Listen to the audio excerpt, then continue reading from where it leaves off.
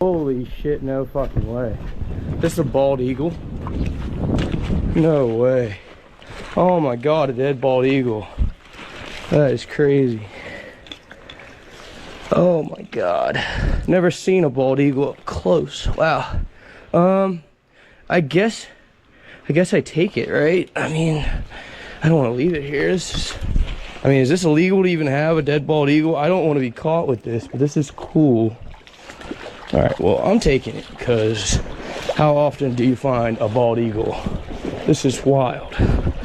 Good find, skunk. That's crazy. For anybody wondering, eagles are federally protected birds, so make sure you call this in. If you ever find a dead eagle, make sure you call it in. Call my favorite people, the DNR. They're on their way. In the meantime, I'm gonna flay these fish, and we're gonna wait, and then we'll get back on the stream and do a little bit more fishing. So what do you think happened to it? I don't know. Did you look it over pretty good? No, I have literally threw it in the back of the truck and I put it on the table. I have not even looked at it hardly at all. Goodbye, eagle. Later, bro. All right. He said it probably died from either lead or from fighting. He said most of the time, this time of year, they die from lead because they eat all the fish off the bottom, and they die from mercury or lead poisoning because they eat too many suckers or fall fish. So he's gonna call me back in a couple of days and I'll find out whatever it died from. So that's pretty cool. Everything is spiritual. Obadiah 1:3, the pride of thy heart hath deceived thee, thou that dwellest in the clefts of the rock, whose habitation is high, that saith in his heart, who shall bring me down to the ground? Verse 4, the point. Though thou exalt thyself as the eagle, and though thou set thy nest among the stars, thence will I bring thee down, saith the Lord YAHAWASHI. All right, Shalom. I want to give all the praise, honor, and glory to Yahawah BAHASHAM, YAHAWASHI, BAHASHAM Rakakwadash. Double honors to the apostles and elders of Great Millstone who taught me this truth. Shalom to the hopeful elect. I'm back with another quick lesson through the Holy Spirit, the Rakakwadash. And as it is written, the eagle will fall. All right, and we'll come back to this article in a minute. I do want to get into this here. This is from fortune.com. The headline reads, it says, after almost 250 years as a symbol, the bald eagle is finally the official bird of the United States. All right, and we all been paying attention to this 250-year timeline, right? The average empire survives 250 years. Is America at death's door, right? We'll come back to that too. First play of the day of the year, and it is a double dose of the ball. Last night in Times Square, we welcomed in the new year, but we also kickstarted Disney celebrations for the 250th birthday of this great country. Take a look. Overnight, as soon as the clock struck midnight, 3, 2, 1, Happy New Year! America celebrated a milestone, the 250th birthday of the United States. A celebration which will last all year, and Disney is also bringing the magic. Coming July 4th, 2026, a television event that's never been done before. It's America's 250th birthday, and since no one throws a party like Disney, we've got a 24-hour non-stop live national celebration. Disney celebrates America 250. Mark your calendars and watch it all on ABC and Disney+. While millions of Americans look ahead to the July 4th festivities, the party got started early this morning. Happy birthday, America. Here's to the next 250. When, for the first time ever, a second surprise ball drop took place. A special ceremonial moment after midnight, officially welcoming in 2026 and the anniversary of our nation's founding. The Times Square ball turning red, white, and blue with a special America 250 design, rising over the illuminated numbers shining above the heart of New York City. Just the start of a party 250 years in the making.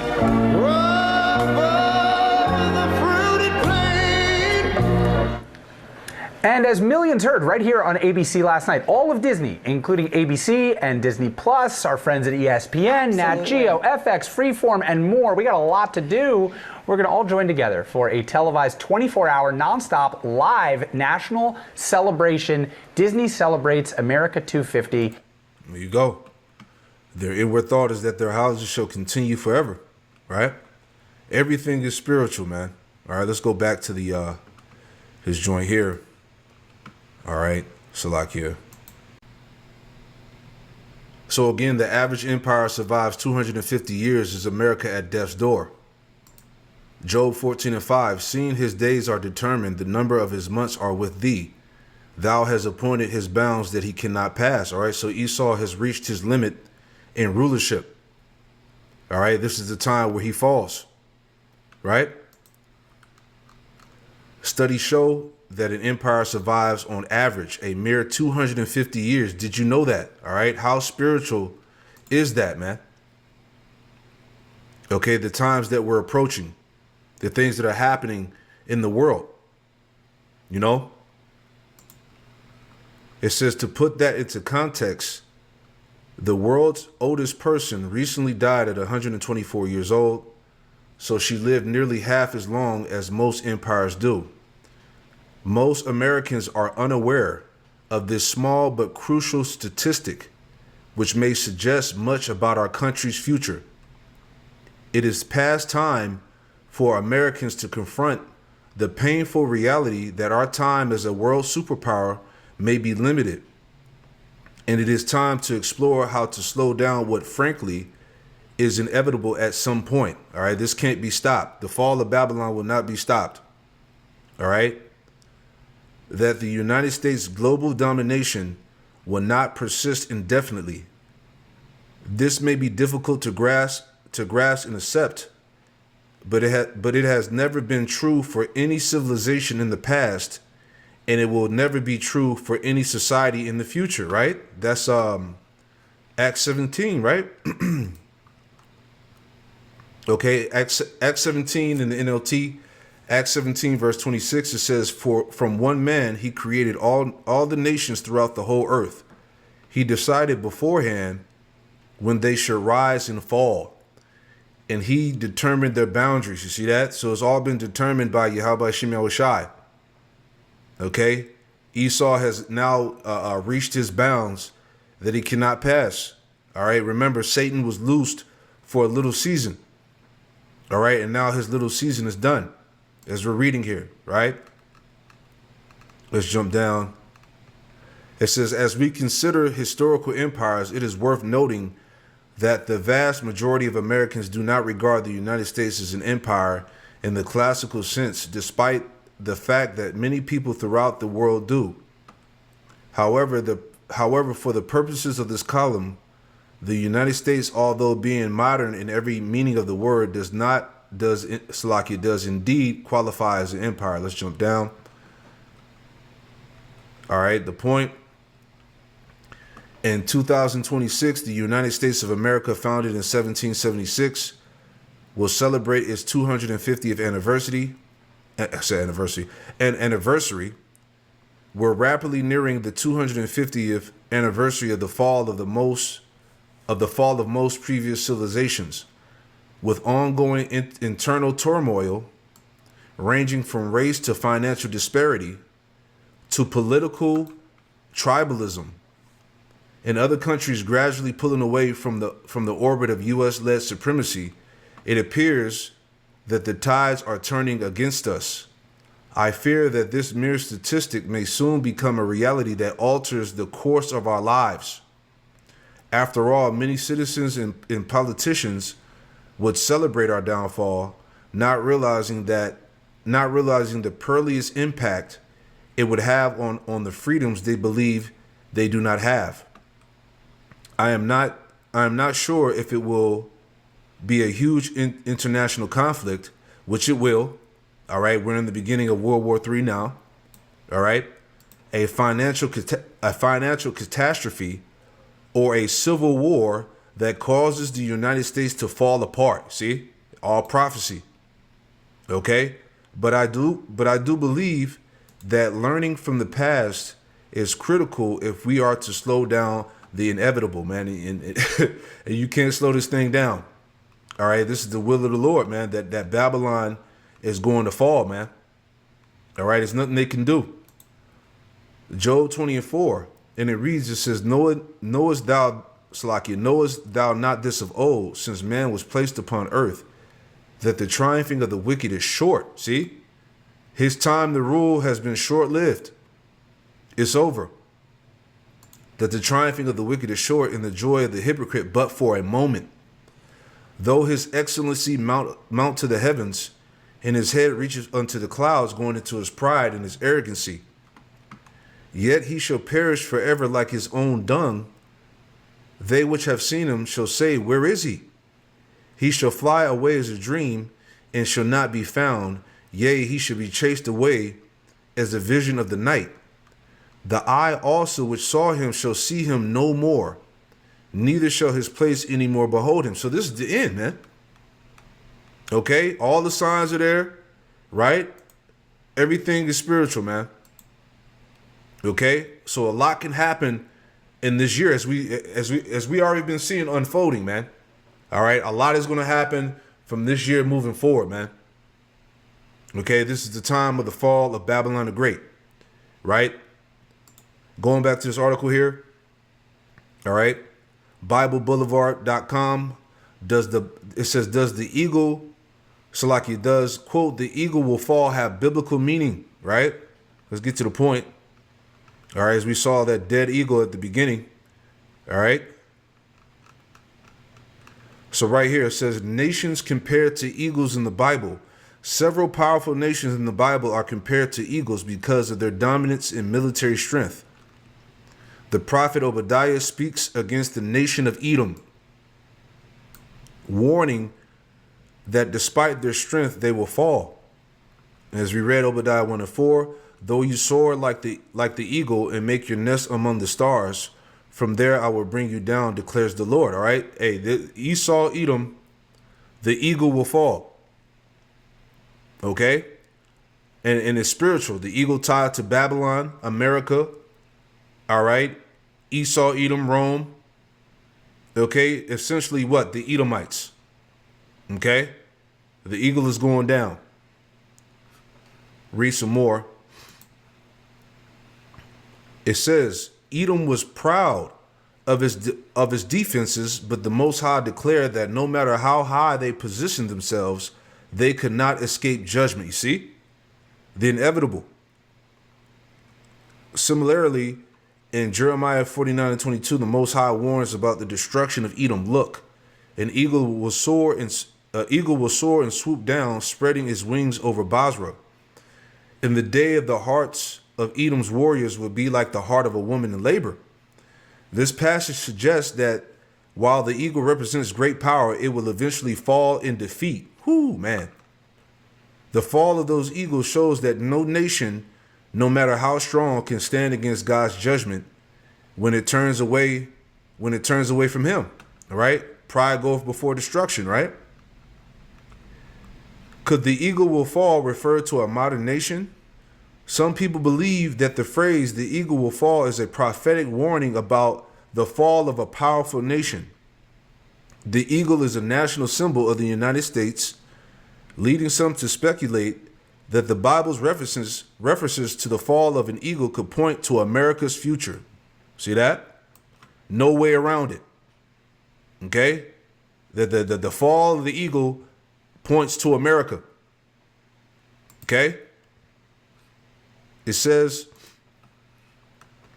while the Bible does not specifically mention the United States, it does teach that any nation that becomes prideful and turns away from the Most High will eventually face consequences. Proverbs 16:18 warns, pride goes before destruction, a haughty spirit before a fall. Nations throughout history have risen and fallen, often due to moral decay, corruption, and arrogance. As we read in Acts 17, all right, the Most High has declared the boundaries of all these nations that he allowed to be set up in power. He decided beforehand when they should rise and fall. He have determined their boundaries. See? Read that part again. It says, nations throughout history have risen and fallen, often due to moral decay, corruption, and arrogance. It says, if a nation believes itself to be unstoppable and rejects the Most High's ways, it is only a matter of time before it faces consequences. And this is what we're saying. Okay, the Lord has given us all the signs, everything that's happening, the prophecies that are coming to pass. We know that the judgment is here, right? Warnings against pride and self-reliance. The Bible constantly warns that pride leads to downfall, right? I want to make a point real fast. All right. Let's get this in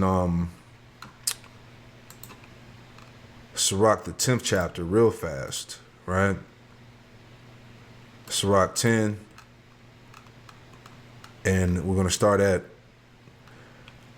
verse 12. All right, this is the book of Sirach, or Ecclesiastes 10 and 12. It says the beginning of pride is when one departed from the Most High and his heart is turned away from his maker. For pride is the beginning of sin, and he that have it shall pour out abomination. And therefore the Lord YAHAWASHI brought upon them strange calamities and overthrew them utterly. The Lord YAHAWASHI have cast down the thrones of proud princes and set up the meek in their stead. See? The Lord YAHAWASHI had plucked up the roots of proud nations and planted the lowly in their place. All right, America is that proud nation. All right, that's getting ready to be thrown down. Okay? It says,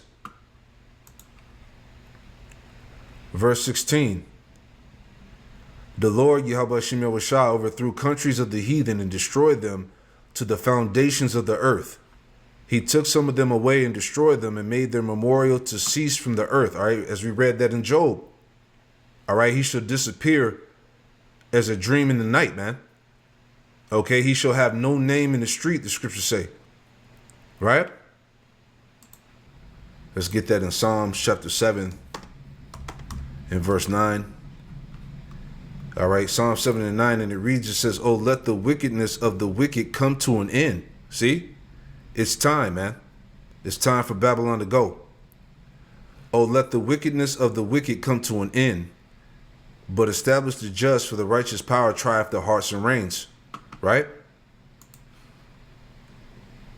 This may be why America disappears from the end times. In exactly 2,000 years of recorded prophecy, one particular nation is missing. The most powerful empire in human history simply vanishes. But here's what will shock you most. 3 different explanations exist for America's disappearance. And by the end of this video, you'll understand what 99% of Christians miss. Theory 1. The sudden collapse of a superpower. The first theory is simple and terrifying. America collapses before the end times unfold. Let that sink in. The US may not be absent because it's spared. It may be absent because it no longer exists as a global power. If that sounds dramatic, consider this. Rome. For over 500 years, the unquestioned master of the known world. Roman citizens believed their empire would last forever. They called it Eternal Rome. Yet today, tourists pay 20 euros to walk through its ruins. Britain. An empire so vast that the sun never set on its territories. At its peak, it controlled 25% of the world's landmass and 23% of its population. Today, it struggles to maintain unity with Scotland and Northern Ireland. Here's what history teaches us about empires. They all follow the same pattern. They rise. This digital calendar, lightening my mental load, makes... Just let that pass. Damn commercials, man. They decline through the same predictable stages. Sound familiar? Theory 2. The Babylon Theory. Revelation chapter 18 describes a mysterious power called Babylon the Great. But here's what will send chills down your spine. Every single characteristic of this end times Babylon perfectly describes modern America. And he cried mightily with a loud voice, saying, Babylon the Great is fallen, and has become a dwelling place of demons, a prison for every foul spirit, and a cage for every unclean and hated bird. Now, most people assume this is referring to ancient Babylon in Iraq. But here's the problem with that interpretation. Ancient Babylon today is a collection of ruins in the Iraqi desert. It hasn't been a major city for over 1,000 years. It has no global economic influence, no cultural exports, no military power. But the Babylon of Revelation 18? Let me read you exactly how it's described, and I want you to tell me what modern nation this sounds like. For all the nations have drunk of the wine of the wrath of her fornication. The kings of the earth have committed fornication with her, and the merchants of the earth have become rich through the abundance of her luxury. There are 5 major reasons many believe that USA is Babylon. Reason number 1, economic dominance. September 15th, 2008. Stock markets open and immediately plummet. By noon, London is in freefall. By 9:30 a.m. Eastern, Wall Street is bleeding red. In less than 24 hours, a problem that started in American mortgage markets had crashed the entire global economy. But why? Why did America's economic sneeze give the whole world pneumonia? The answer goes back to 1944. World War II is raging. Representatives from 44 nations meet in Bretton Woods, New Hampshire, to design the post-war financial system. They make a decision that would change everything. The US dollar becomes the world's reserve currency. Every major commodity, oil, gold, wheat, steel, would be priced in dollars. Every central bank would hold dollars as their primary reserve. Yeah, so it's obvious that Babylon the Great, okay, is America. All right, there's no way getting around it. Now, I want to make a point real fast, as he was saying, as he was dealing with Babylon, all right, ancient Babylon. This proves right here that Jeremiah was prophesying about America, because this doesn't apply to ancient Babylon. This is Jeremiah 51. Real quick, Jeremiah 51 and 59, right?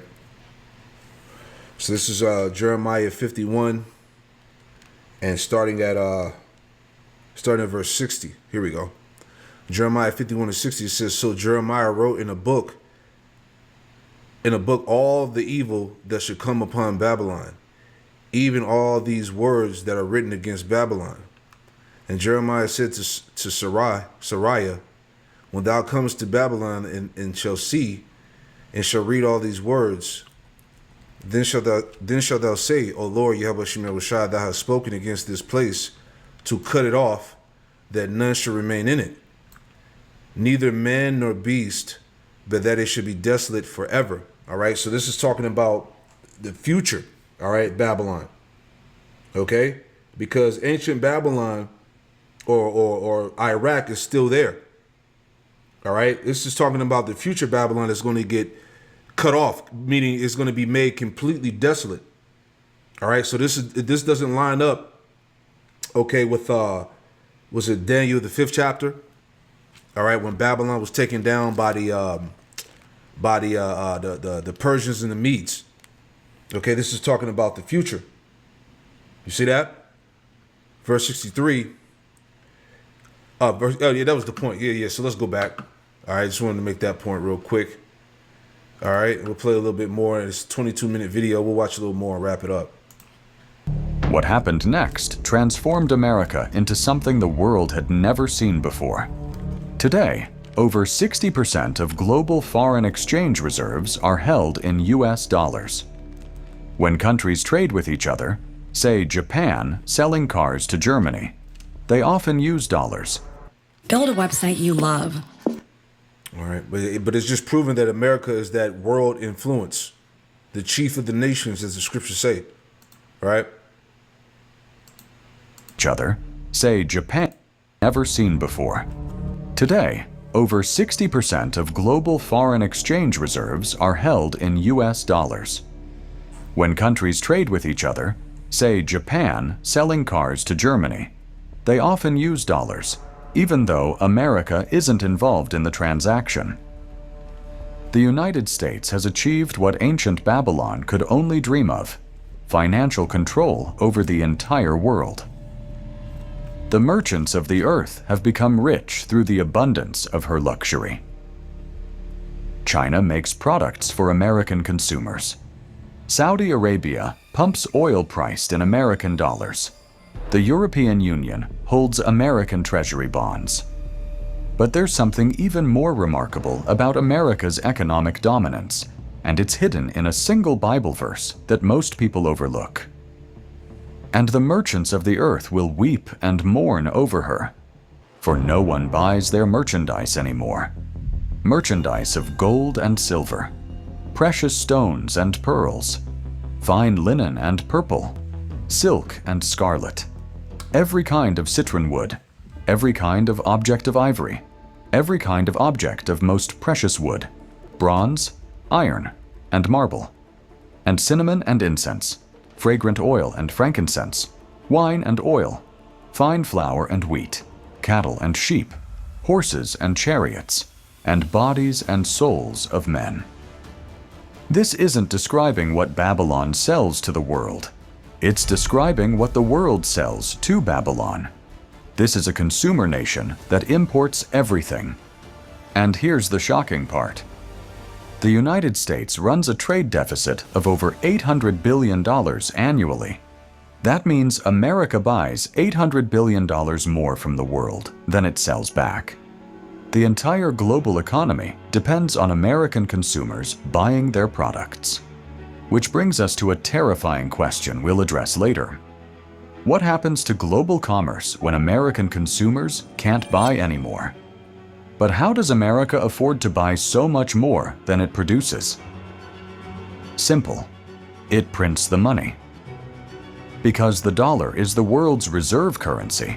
Yeah, so you can watch the rest of that. All right, it's laying down the facts. But the point, you know, the 250-year time frame, as we were just talking about earlier, let me go back to that. All right.